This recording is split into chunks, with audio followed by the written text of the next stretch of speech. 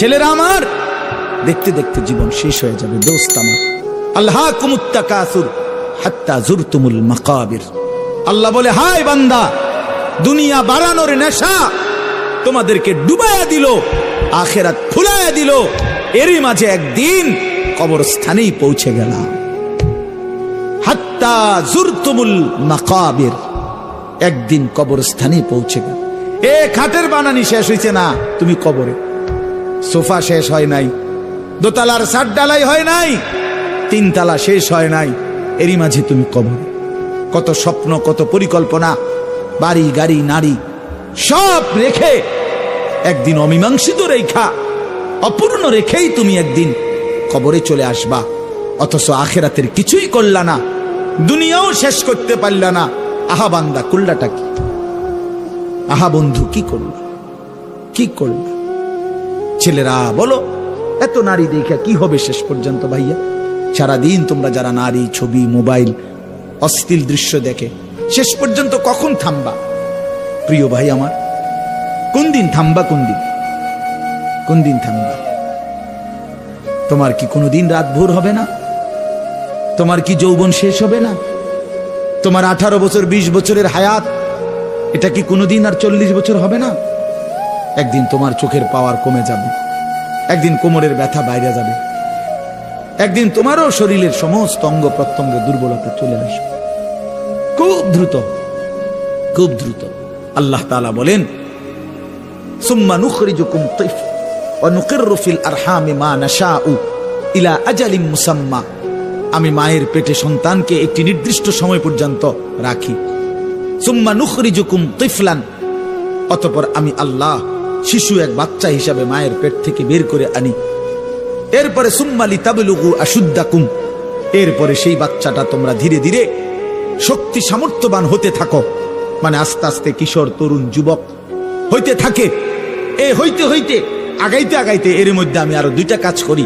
আল্লাহ বলেন, একটা হলো অমিনকুম মান ইউতাওয়াফা বিকাবলু, আমি এরই মাঝে অনেককে এই কিশোর, তরুণ, যৌবন হতে হতে দেই।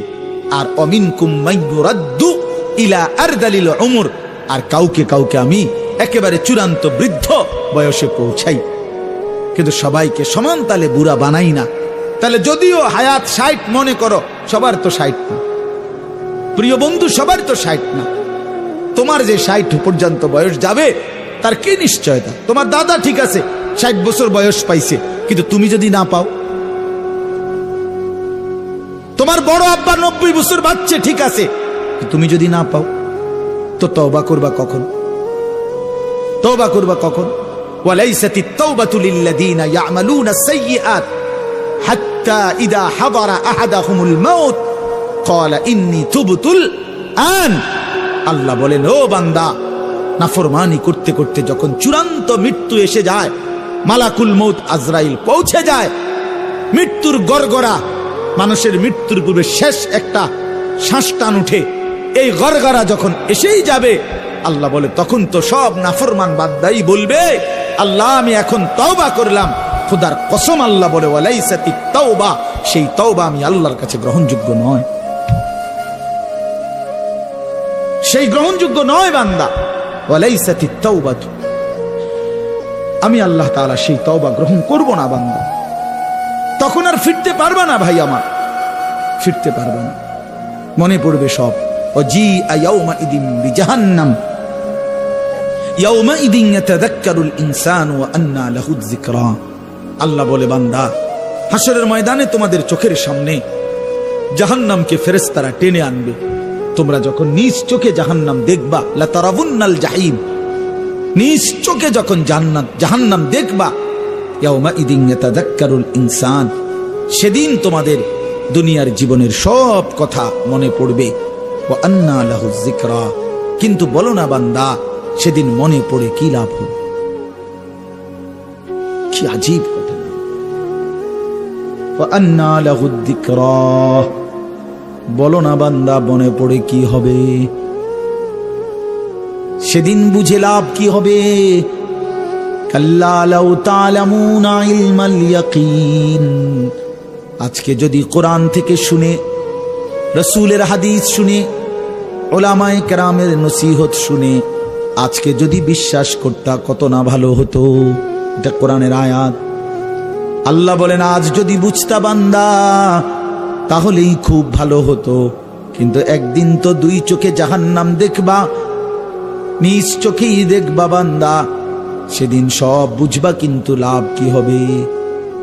ইয়াউমা ইউকশাফু আন সাকিন ওয়া ইউদআউনা ইলাস সুজুদি ফালা ইস্তাতিউন।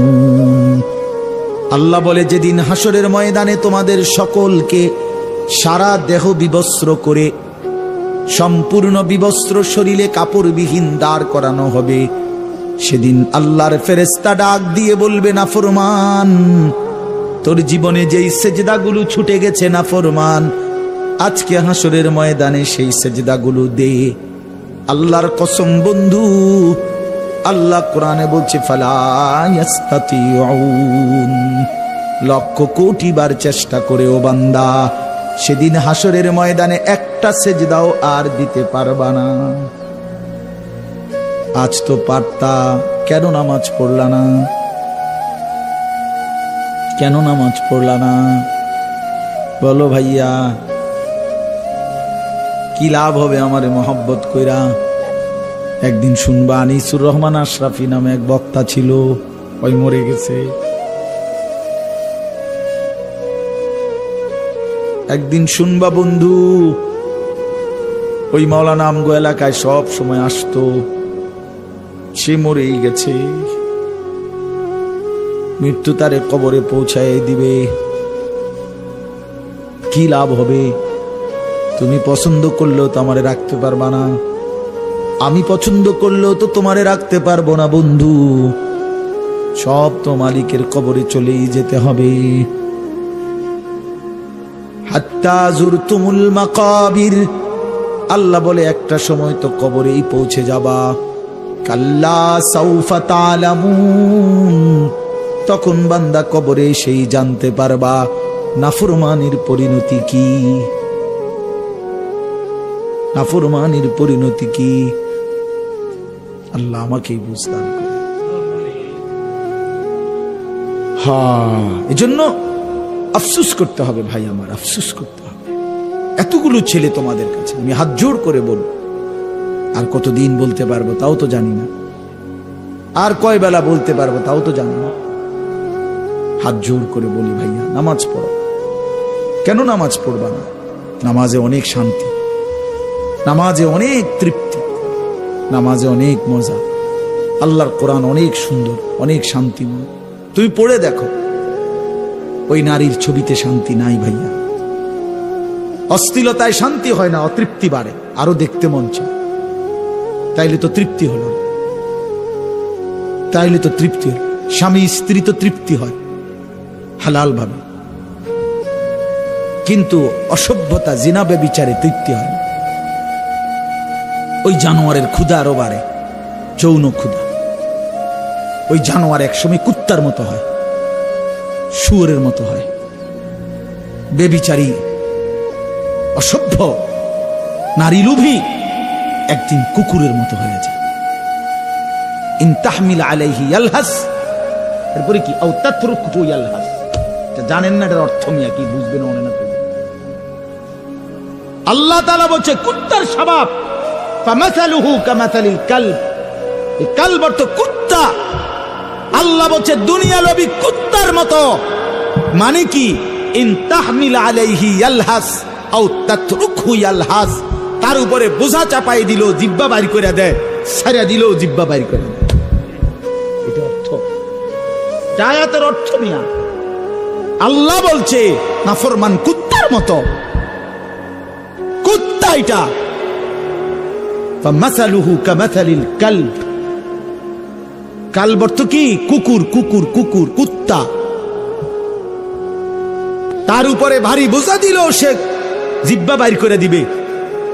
তারে যদি ছেড়ে দাও, মানে বোঝা নাই, তার কাঁধে কোনো ভারী কিছু নাই, এরপরও জিহ্বা বাইর করে দেবে।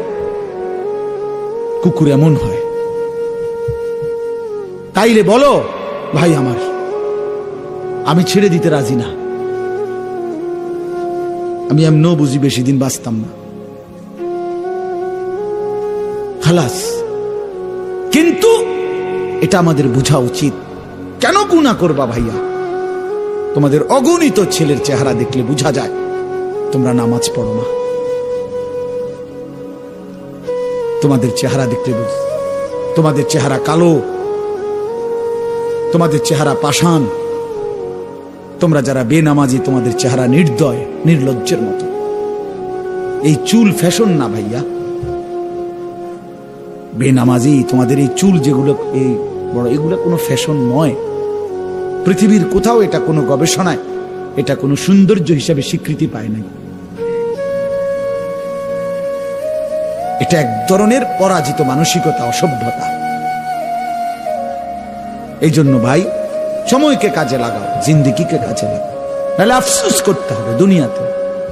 এই নারী ছবি, অস্থির দৃশ্য নিয়ে যারা জীবন কাটায়, দুনিয়াতেও তার লাঞ্ছনা হয়।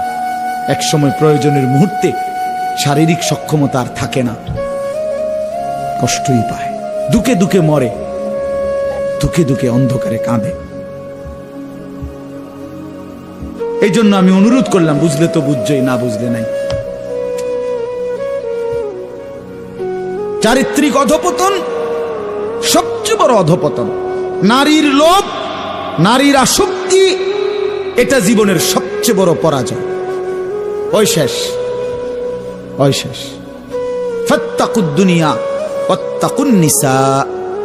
নবীজি একটা আশ্চর্য হাদিস বলছে, উম্মত গোটা দুনিয়ার ফিতনা থেকে বাঁচো। আবার আলাদা বলছে, এবং নারীর ফিতনা থেকে বাঁচো।